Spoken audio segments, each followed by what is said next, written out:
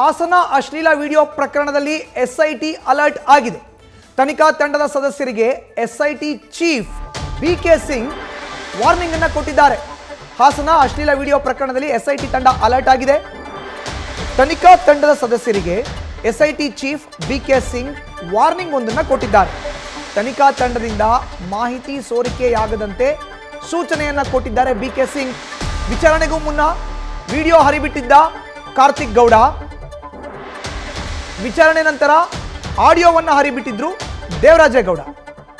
ಹೀಗಾಗಿ ಮಾಧ್ಯಮಗಳ ಮುಂದೆ ರಾಜಕೀಯ ಷಡ್ಯಂತ್ರ ಅಂತ ರೇವಣ್ಣ ಹೇಳಿದ್ರು. ಇದೆಲ್ಲ ಕಾರಣಗಳಿಂದ ಗೌಪ್ಯ ತನಿಖೆ ನಡೆಸಲಿರೋ ಎಸ್ಐಟಿ ತಂಡ. ಹೆಚ್ಚಿನ ಮಾಹಿತಿ ನೀಡ್ತಾರೆ ನಮ್ಮ ಪ್ರತಿನಿಧಿ ಶಿವಕುಮಾರ್, ನೇರ ಸಂಪರ್ಕಕ್ಕೆ ಜಾಯಿನ್ ಆಗಿದ್ದಾರೆ.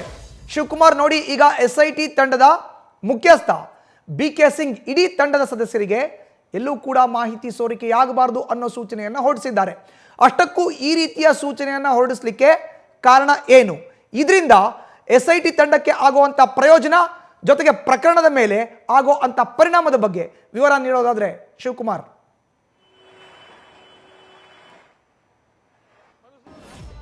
ಅಶ್ಲೀಲ ವಿಡಿಯೋ ವೈರಲ್ ಪ್ರಕರಣಕ್ಕೆ ಸಂಬಂಧಪಟ್ಟಂತ ಇದು ರಾಷ್ಟ್ರ ಮಟ್ಟದಲ್ಲಿ ಸುದ್ದಿಯಾಗಿದೆ. ಜೊತೆಗೆ ಯಾವಾಗ ಪ್ರಕರಣ ರಾಜಕೀಯ ತಿರುವನ್ನ ಪಡ್ಕೊಳ್ಳುತ್ತೆ ಆಗ ಎಸ್ಐಟಿ ಚೀಫ್ ಆಗಿರುವಂತಹ ವಿಜಯ್ ಕುಮಾರ್ ಸಿಂಗ್ ಅವರು ತಮ್ಮ ತನಿಖಾ ತಂಡಕ್ಕೆ ಖಡಕ್ ಸೂಚನೆಯನ್ನ ಕೊಟ್ಟಿರುವಂತದ್ದು. ಇನ್ಫಾರ್ಮೇಶನ್ ಯಾವುದೇ ಕಾರಣಕ್ಕೂ ಲೀಕ್ ಆಗಬಾರ್ದು, ಜೊತೆಗೆ ಕೇಸ್ ಸ್ಟೇಟಸ್ ಏನೇ ಇದ್ರೂ ಕೂಡ ಕರ್ಕೊಂಬಂದ್ ಮಾಚರ್ ಮಾಡೋದಾಗಿರ್ಬೋದು, ವಿಟ್ನೆಸ್ ಗಳನ್ನ ಮಾಡುವಂತದ್ದಾಗಿರ್ಬೋದು, ಎವಿಡೆನ್ಸ್ ಕಲೆಕ್ಟ್ ಮಾಡುವಂತದ್ದಾಗಿರ್ಬೋದು, ಸಿಡಿಆರ್ ತಗೊಳ್ಳೋದಾಗಿರ್ಬೋದು, ಟೆಕ್ನಿಕಲ್ ಡಿಜಿಟಲ್ ಎವಿಡೆನ್ಸ್ ಗಳನ್ನ ಕಲೆಕ್ಟ್ ಮಾಡುವಂತದ್ದಾಗಿರ್ಬೋದು, ಏನೇ ಇದ್ರೂ ಕೂಡ ಒಂದು ಲೈನ್ ಇನ್ಫಾರ್ಮೇಶನ್ ಕೂಡ ತನಿಖಾ ತಂಡವನ್ನ ಬಿಟ್ಟು ಹೊರಗಡೆ ಹೋಗಬಾರದು. ಜೊತೆಗೆ 6 ತಂಡಗಳನ್ನ ಮಾಡ್ಕೊಂಡಿದ್ದಾರೆ. ಒಂದು ತಂಡ ಟೆಕ್ನಿಕಲ್ ಎವಿಡೆನ್ಸ್ ಗಳನ್ನ ಕಲೆಕ್ಟ್ ಮಾಡುತ್ತೆ, ಮತ್ತೊಂದು ತಂಡ ವಿಕ್ಟಿಮ್ ಗಳನ್ನ ಕರ್ಕೊಂಡೋಗಿ ಮಾಜರ್ ಮಾಡುವಂತ ಕೆಲಸವನ್ನ ಮಾಡುತ್ತೆ, ಮತ್ತೊಂದು ತಂಡ ಟೆಕ್ನಿಕಲ್ ಡಿಜಿಟಲ್ ಎವಿಡೆನ್ಸ್ ಗಳನ್ನ ಕಲೆಕ್ಟ್ ಮಾಡುವಂತ ಕೆಲಸವನ್ನ ಮಾಡ್ತಾರೆ, ಮತ್ತೊಂದು ತಂಡ ಈ ಪ್ರಕರಣದಲ್ಲಿ ನಾಪತ್ತೆ ಆಗಿರುವಂತವರ ಪತ್ತೆ ಕಾರ್ಯ ಮಾಡುವಂತ ಕೆಲಸವನ್ನ ಮಾಡ್ತಿದೆ, ಮತ್ತೊಂದು ತಂಡ ಪ್ರಜ್ವಲ್ ರೇವಣ್ಣ ಅವರನ್ನ ಪತ್ತೆ ಮಾಡುವಂತ ಕೆಲಸದಲ್ಲಿ ತೊಡ್ಕೊಂಡಿರುವಂತದ್ದು. ಒಟ್ಟು 6 ತಂಡ ಬೇರೆ ಬೇರೆ ಕೆಲಸಗಳನ್ನ ಮಾಡ್ತಿದೆ. ಜೊತೆಗೆ ಒಂದು ತಂಡದವರು ಮತ್ತೊಂದು ತಂಡದವರ ಜೊತೆ ಚರ್ಚೆಯನ್ನ ಮಾಡೋಂಗಿಲ್ಲ. ಯಾರೇ ಆದ್ರೂ ಕೂಡ ಅವ್ರಿಗೇನೇ ಲೀಡ್ ಸಿಕ್ಕಿದ್ರು ನೇರವಾಗಿ ಬಂದು ತನಿಖಾ ಹಂತದ ಮುಖ್ಯಸ್ಥರಿಗೆ ಗಮನಕ್ಕೆ ಮಾತ್ರನೇ ತರಬೇಕು. ಜೊತೆಗೆ ಒಂದು ತಂಡದವರು ಮತ್ತೊಂದು ತಂಡದ ಜೊತೆ ಮಾತಾಡಬಾರದು ಅಂತ ಹೇಳಿ ಹೇಳಿರುವಂತದ್ದು. ಯಾಕಂತ ಹೇಳಿದ್ರೆ ಪ್ರಮುಖವಾಗಿ ಕಾರ್ತಿಕ್ ಗೌಡಂಗೆ ನೋಟಿಸ್ ಕೊಟ್ಟು ವಿಚಾರಣೆಗೆ ಕರೆದಂತ ಸಂದರ್ಭದಲ್ಲಿ ಆತ ವಿಚಾರಣೆಗೆ ಬರೋಕ್ಕಿಂತ ಮುಂಚಿತವಾಗಿ ಅಜ್ಞಾತ ಸ್ಥಳದಿಂದ ವಿಡಿಯೋ ಮಾಡ್ತಾನೆ.